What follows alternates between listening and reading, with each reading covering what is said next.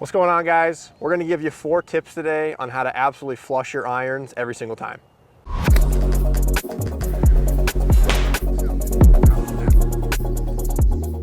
Questions like, how do I get this golf ball to come out of the middle of the face? How do I flush it on a more consistent basis? And I think 2 of the things that come to mind for me is really just controlling your low point at all times, right? So where my club comes into contact with the ground, having absolute control of that and knowing how to do that and what the body needs to do. And 2, again, what the club needs to do during the swing to return that club back to the golf ball right out of the middle of the face. Yep, and I think I'd throw one more on top of that, is just controlling the tempo of how we swing it too. Absolutely. I think if we get a little bit fast or even maybe decelerate the club head a little bit, it's a little bit harder to find the middle. Sure, so the drills that we're gonna give you guys, how to control your low point, how to get that golf club back to the golf ball and strike it out of the middle of the face consistently, and how to control the tempo of the swing so that throughout the entire basis of the swing, you know, we've got firm control over what the club's doing so that we return it, again, back to the golf ball on a consistent basis. Yep. All right, so for our first drill here, we're gonna talk about low points. And this low point drill, we'll just call the towel drill. Essentially, everyone in their golf bag should have a towel a decent enough size to be able to complete this drill with. Yep. All we're gonna do is we're gonna place this towel down, you know, lengthwise, doesn't matter. And I'm gonna have this golf ball, I would say, I don't know, 6 inches in front of the towel. Yeah, I would say 6-7 inches or so. I mean, enough room that when you take the club back and on the way down, you're actually not making contact with it. Because like if you get the golf ball too close to the towel, at times, even if you make a good swing, you're going to interact with the towel just because that club is lower. Yeah, the club's coming in, descending into the golf ball. Yep. So we're going to make sure that we've got this towel about 6 inches away.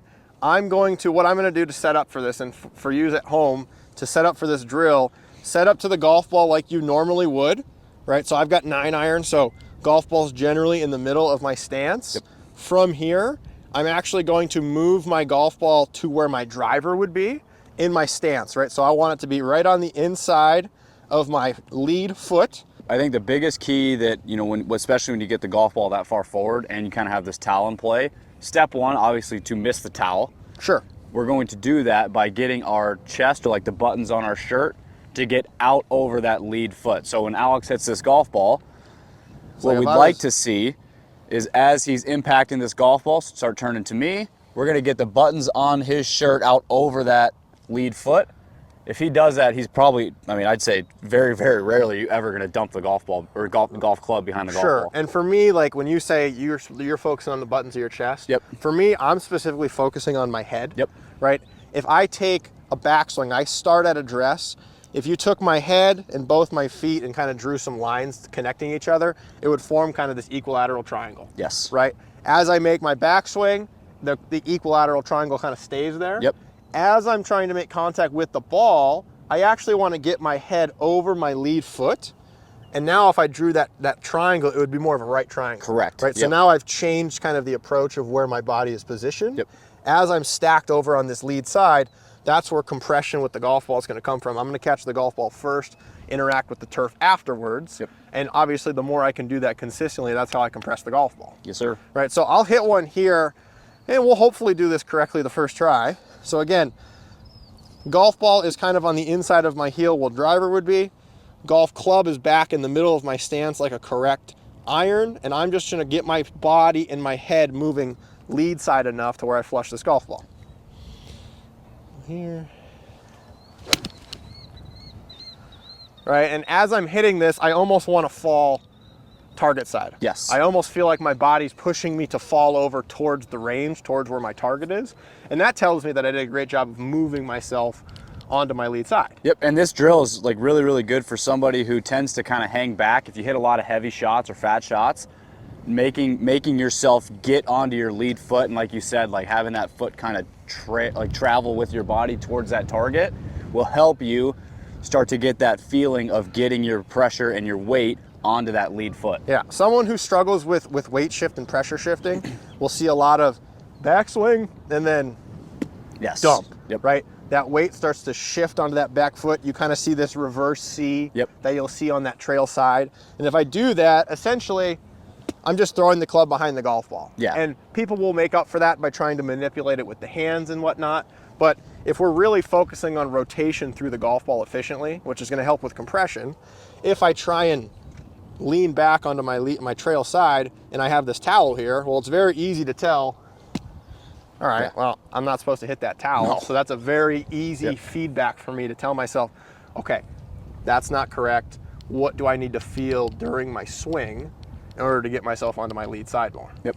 All right, so the next drill we've got is something that I like to do when I practice. I call it the pause drill. Yeah. Pretty simple. I mean, I think it's a very common drill that you'll see on tour. Yep. Like a lot of guys, if you see someone that makes their backswing and then makes that Hideki-like pause for a handful of seconds and then transitions back to the golf ball, you see that a lot on tour for guys just working on, again, the smoothness of their transition, making sure that we're not kind of yanking down on the club with the arms, because then once that happens, the sequence of the swing gets off. Correct. And then you have to kind of manipulate it and make up for it with the rest of the body. So this is a great way for you to feel like the body sequences correctly. Yes, exactly. And everything's moving in the correct way. Let's walk us through this pause drill here for us. Yep, so I've got 7-iron, so I'm gonna set this up exactly how it hit 7-iron. You know, same ball position, same distance away from the golf ball.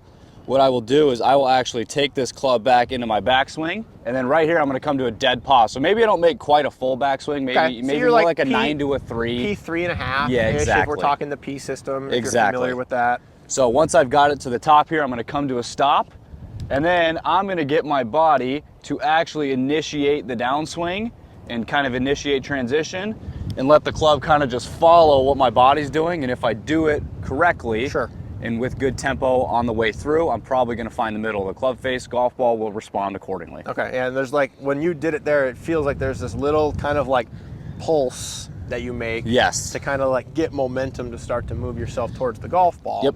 And making sure that everything sequences the right way. Exactly. So we'll go. So Max will take it up to like P3.5. And then I'll kind of pump it. You'll feel the pulse. Boom. And then he flushes it. For those watching, if we were to make this a drill that we implement into our golf game, what would an inappropriate rep look like here? So yeah, for me, inappropriate would be like if I go here, get the club here, and then you'd see like this pull down. Yeah. I mean, I'm super fast, right? I mean, you could tell the difference already between the good one, that first one that I did, and then that one where I get super quick. So those of you at home, when you're doing these drills, you know, do it at a rate of speed that you can control. Do it, you can feel the speed that you're swinging at, so that rep after rep, if it does feel a little different, it's going to be a lot easier for you to differentiate the difference between the two. Exactly. So moving on to the third drill, this would be what I consider the Tommy Fleetwood drill. I'm sure a lot of you on social media have seen either Fleetwood warming up for a round or just kind of going through a practice session. This is kind of the drill that I think he's most famous for. Yes. He's also one of the world's best ball strikers and is, I would say, Max knows and the other coaches know, it's the ball striker that I look up to the most because he flushes the absolute piss out of the golf ball, which is awesome. What he'll do, and this is a little makeshift of what he has because we don't quite have the yoga block and all the other extra, you know, sticks that go along with it, but essentially Fleetwood is working on getting the path of the club appropriate. Right? That's pretty much all. Like, if you want to boil it down and simplify it, he's trying to make sure that his path of his club is appropriate, returns to the golf ball, you know, obviously in the correct slot. So if I was going to rep this out in practice, again, I've got a golf ball on a tee here. I know that as I'm swinging here, it's not going to be as full speed as possible. It's going to be, you know, 60, 70%, something that I can control. Let's see you flush one.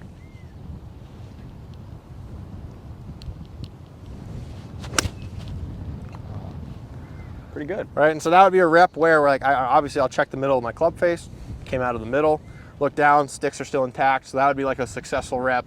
So do us a favor, go out, try some of these drills, let us know how they go in the comments, or if you guys have a drill that you love to use to help consistently flush your irons and help with compression, let us know what drills you work on in the comments. We'd love to be able to kind of see what you guys work on and start to implement those into our games as well. Appreciate you guys watching, and we'll see you in the next video.